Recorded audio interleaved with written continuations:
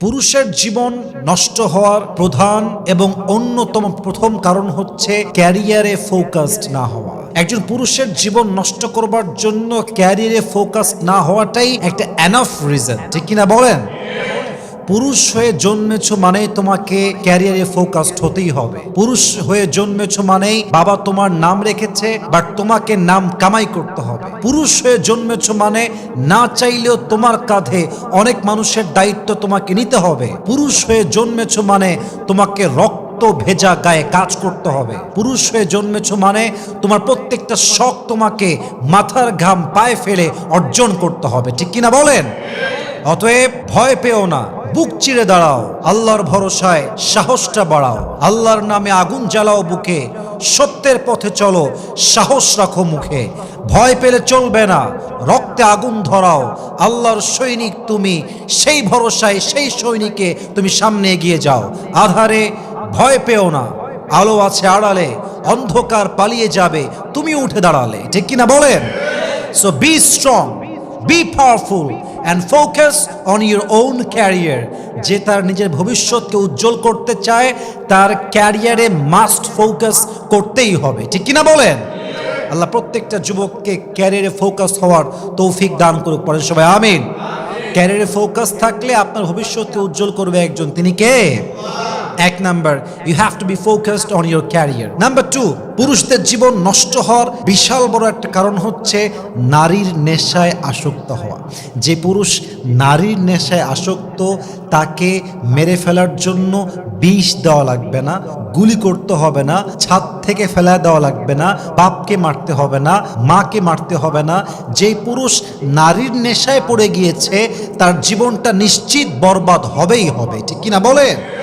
নারীর নেশা বড় একটা ফাঁদের নেশা, বড় এক জঘন্যতম নেশা। নিজের ওয়াইফ ছাড়া পর নারীতে আসক্ত হওয়া, তার জন্য ক্যারিয়ার বরবাদ করা, এর চাইতে বড় বোকামির কারণ পৃথিবীতে সেকেন্ড আর কোনো কিছুই হতে পারে না, ঠিক কিনা বলেন? আমাদের এই প্রিমিয়াম টি শার্টগুলো অর্ডার করতে ভিজিট করুন mhrworld.com অথবা স্ক্রিনে দেওয়া নম্বরে কল বা মেসেজ করে অর্ডার করুন।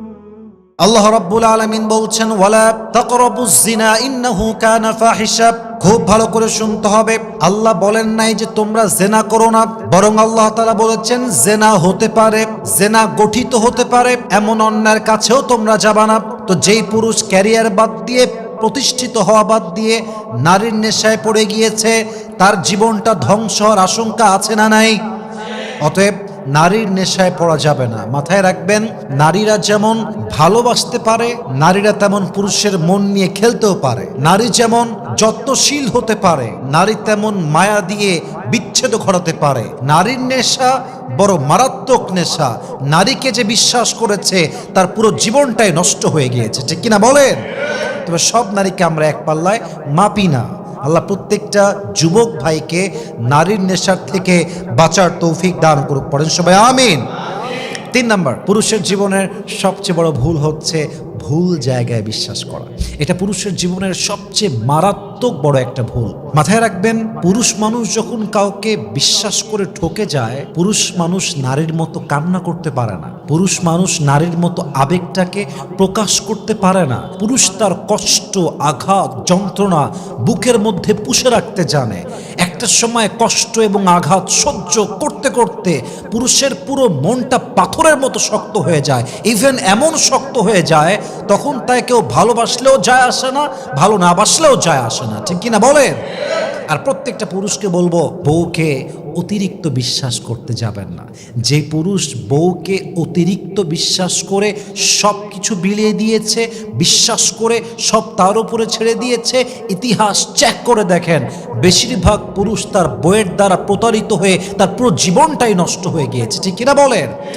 আপনি বউকে বিশ্বাস করেন, বউ হচ্ছে ভালোবাসার জায়গা, বউ বিশ্বাসের জায়গা, বউ জান্নাতের সাথী আমার। কিন্তু বিশ্বাসের ইট শুড বি লিমিটেড, একটা লিমিটেশন রাখেন। সীমার বাহিরে গেলে অতিরিক্ত কোনো কিছুই কখনোই আল্লাহর কাছে পছন্দনীয় হতে পারে না, ঠিক কিনা বলেন? পুরুষদেরকে বলবো, প্রিয় ভাইয়েরা আমার, কোনো নারীকে, কোনো পুরুষকে, কোনো বন্ধুকে, কোনো স্টাফকে, কাউকে কখনো অতিরিক্ত বিশ্বাস করতে যাবেন না। বিশ্বাস রাখেন, অতিরিক্ত বিশ্বাস এমন একটা জিনিস, যারাই এটা করেছে তারাই তাদের জীবনে বিশাল বড় একটা বাস খেয়েছে, ঠিক কিনা বলেন? অতএব আমাদের এই প্রিমিয়াম টি শার্টগুলো অর্ডার করতে ভিজিট করুন amateurworld.com অথবা স্ক্রিনে দেওয়া নাম্বারে কল বা মেসেজ করে অর্ডার করুন। Don't trust anybody too much. কাউকে অতিরিক্ত ট্রাস্ট করতে যাবেন না। আল্লাহ আমাদের সবাইকে বোঝার তৌফিক দান করুক, পড়েন সবাই আমিন।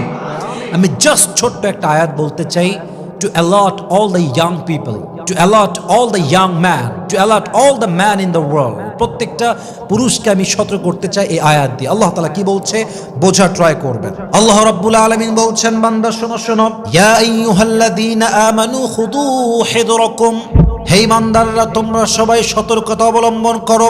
যে কোনো কাজ হোক, কাউকে বিশ্বাস করা হোক, ট্রাস্ট করা হোক, সতর্কতা অবলম্বনের দরকার বলেন তো সবাই, আছে না নাই? যেই বান্দা সতর্ক হয়, সাবধান থাকে, সে যদিও বা হেরে যায় তবে তার আহামরি কোনো ক্ষতি হয় না। আর যেই বান্দা সতর্ক হয় না, সব কিছু দিয়ে দেয়, সব কিছুকে মাইনাস করে বিশ্বাস করতে চায়, অতিরিক্ত বিশ্বাস করতে যায়, তার জীবনে ক্ষতি এবং লস আছে না নাই? So take precaution before you trust on anybody, before you believe on anybody. Take precaution. সাবধান হন। যত বেশি সাবধান হবেন আপনার জীবনটাকে তত বেশি উন্নয়ন দিবে একজন, তিনি কে? 4 নাম্বার, পুরুষের জীবন নষ্ট হওয়ার, এটা বলতে গেলে 95% যুবকদের প্রবলেম, বন্ধু নির্বাচনে ভুল করা। যে পুরুষের, যে যুবকের বন্ধু দিনদার নয়, তার জীবনটা ইন ফিউচার অনেক অনেক বেশি ধ্বংসত্বের দিকে যাবে। মাথায় রাখবেন, পুরুষের জীবনে দিনদার বন্ধু থাকা অনেক বেশি জরুরি। আপনার আসল বন্ধু সেই বন্ধু যে আপনাকে নামাজের দিকে ডাকে। আপনার আসল বন্ধু সেই বন্ধু যে আপনাকে কোরআনের দিকে ডাকে। আপনার আসল বন্ধু সেই বন্ধু যেই বন্ধু আপনাকে নারীর দিকে নয়, প্রেমের দিকে নয়, বিয়ের দিকে ডাকে। আপনার আসল বন্ধু সেই বন্ধু যে আপনাকে সিনেমা হলের দিকে নয়, মসজিদের দিকে ডাকে। আপনার আসল বন্ধু সেই বন্ধু যেই বন্ধু আড্ডায় নয়, আপনাকে কাজের জন্য ইনভাইট করে, ঠিক কিনা বলেন? এটাই হচ্ছে আপনার আসল বন্ধু। অতএব যে বন্ধু ক্যারিয়ারে ফোকাসড, যে বন্ধুর কাছে আহামরি টাইম ওয়েস্ট করার মতো টাইমটাই নাই, অলওয়েজ অলওয়েজ কাজ কাজ, নামাজ রোজা যাকাত হজ জিকির আজকারে বিজি, এমন বন্ধু যারা বানাতে পারে তার ভবিষ্যৎটা উজ্জ্বল হয়ে যায়, ঠিক কিনা বলেন? আর আমি একটা কথা মাঝে মাঝে বলি, হয়তোবা আমার লেকচারে কখনো বলি না, এটা আজকে বলছি ফার্স্ট টাইম। বন্ধু হচ্ছে পৃথিবীর সবচাইতে বড় চোর। কেন জানেন? বন্ধু এমন এক বড় চোর, যে বন্ধু আপনার ঘন্টার পরের ঘন্টা সময় নষ্ট করে দিবে, সময়কে চুরি করবে। Even you will not able to imagine this, আপনি কল্পনাই করতে পারবেন না। আপনার বন্ধুর কাছে গেলে আপনার ঘন্টার পরে ঘন্টা আলাপ করতে করতেই শেষ। এই যে ঘন্টার পরে ঘন্টা সময় নষ্ট হয়ে গেল, জাস্ট ওইটা আপনার বন্ধু, এই জন্য আপনার টাইম যে ওয়েস্ট হয়েছে আপনি কল্পনাই করতে পারবেন না, ঠিক কিনা বলেন? এই জন্য এই বন্ধুকে বলি সবচেয়ে বড় চোর, টাইম চুরি করে, আমরা ধরতে পারি না। এজন্য অলওয়েজ ট্রাই করবেন বেদিন নয়, দিনদার বন্ধু বানাবেন। রাজি আছেন তো ইনশাআল্লাহ? আল্লাহ তাআলা বলেছেন, কি অসাধারণ আয়াত, আল্লাহ আমাদেরকে সাবধান করছেন। আল্লাহ রাব্বুল আলামিন বলছেন, কিয়ামতের কঠিন দিনে যার বন্ধু বেদিন ছিল, যার বন্ধু দিনদার ছিল না, সে আফসোস করে বলবে, ইয়া ওয়াইলাতা লাইতানি লাম আত্তাখিয ফুলানান খলিলা, হায় আফসোস হায় আফসোস, অমুক যুবক যদি আমার বন্ধু না হতো, অমুক পুরুষ যদি আমার বন্ধু না হতো, অমুক ভাই যদি আমার বন্ধু না হতো, আজকে আমার এই দশা হতো না, আজকে আমি জাহান্নামী হতাম না।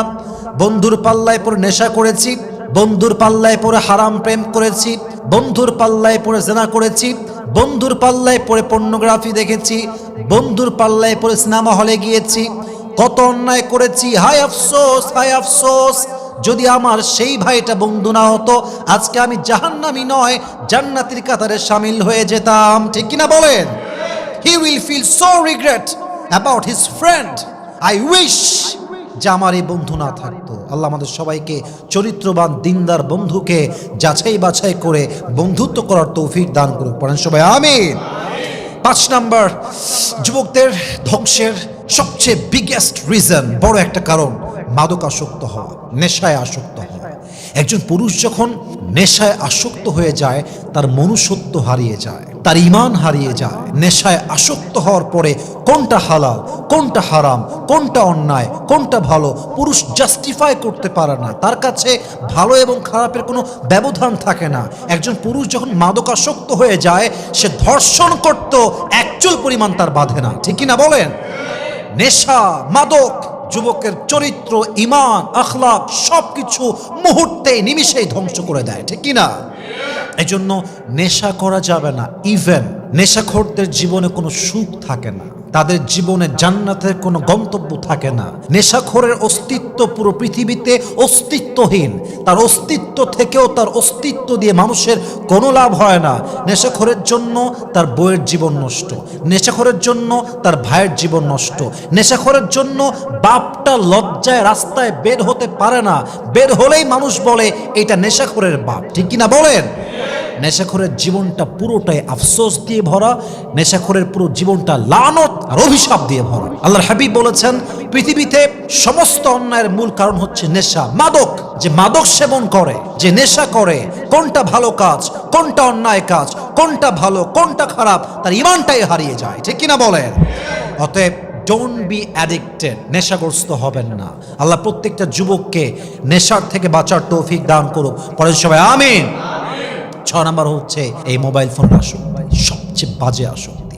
মোবাইল ফোনের নেশা যার লেগে গেছে, তাকে নষ্ট করতে আপনার আর কিছু দেওয়া লাগবে না। ও সারাদিন স্ক্রল করতে করতে, সারাদিন টিকটক দেখতে দেখতে, সারাদিন রিলস দেখতে দেখতে, সারাদিন চ্যাটিং করতে করতে ওর জীবনের সবচেয়ে ভ্যালুয়েবল টাইম, তার হায়াতের সবচেয়ে গুরুত্বপূর্ণ সময় সে মোবাইল স্ক্রল করতে করতেই নষ্ট করে দিবে, ঠিক কিনা বলেন?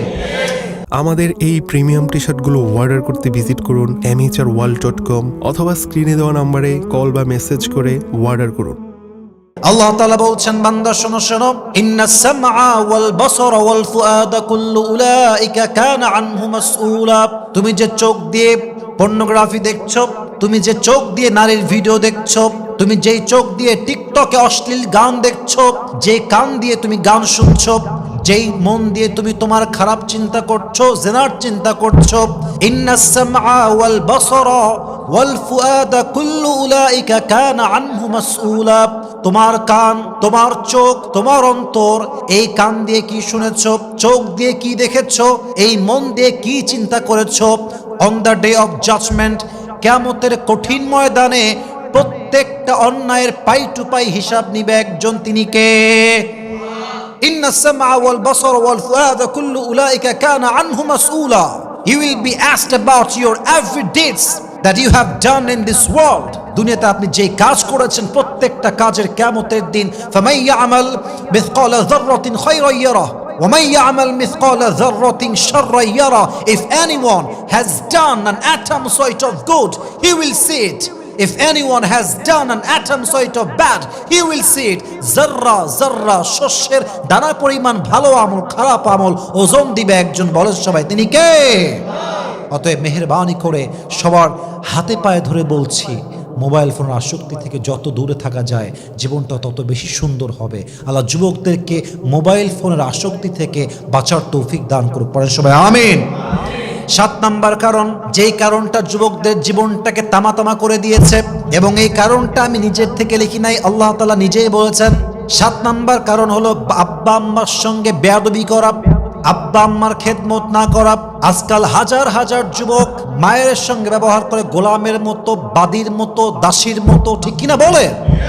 সব জায়গায় গুড বিহেভিয়ার, স্টাফের সঙ্গে ভালো ব্যবহার, বন্ধুর সঙ্গে ভালো ব্যবহার, আর মাটা সামনে আসলে ব্যবহারটা জানোয়ারের চাইতে নিকৃষ্ট হয়ে যায়, ঠিক কিনা বলেন?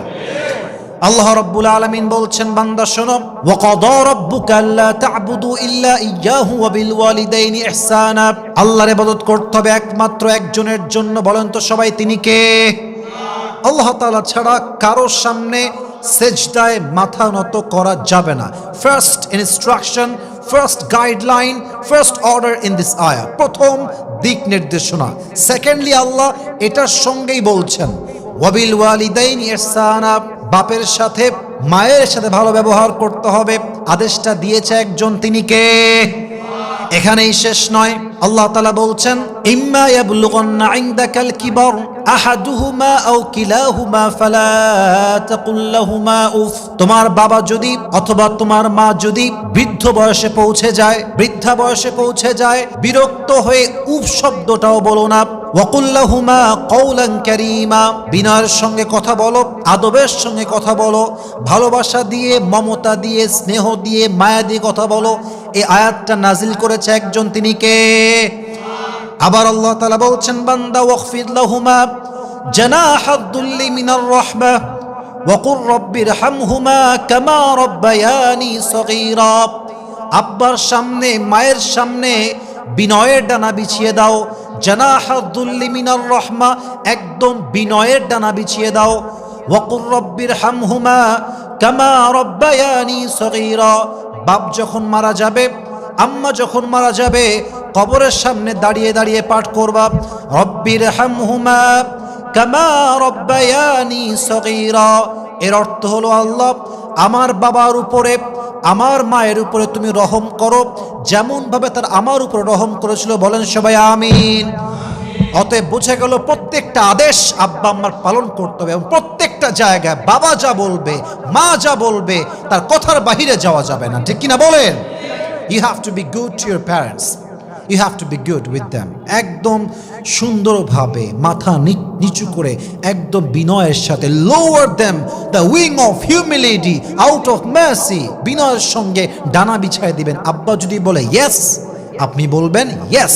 আব্বা যদি বলেন নো, আপনি বলবেন নো। আর মাথায় রাখবেন, লাস্ট অ্যান্ড ফাইনাল কথা এই 7 নাম্বার সাবজেক্টে খুব মাথায় রাখবেন, যদি কোনো যুবক কিংবা কোনো পুরুষ আব্বা আম্মার সঙ্গে বেয়াদবি করে, বেঈমানি করে, খারাপ ব্যবহার করে, সম্পর্ক বিচ্ছিন্ন করে সফল হয়েও যায়, ডাক্তার হয়েও যায়, নেতা হয়েও যায়, ইঞ্জিনিয়ার হয়েও যায়, বড় ব্যবসায়ী হয়েও যায়, কিন্তু আব্বা আম্মার সাথে যারা বেঈমানি করেছে, ধোঁকাবাজি করেছে, খারাপ ব্যবহার করেছে, যত বড় সফল হোক, একদিন না একদিন তার সমস্ত সফলতা মাটির নিচে মিশে ধূলিসাৎ হয়ে যাবে। ঠিক কিনা বলেন?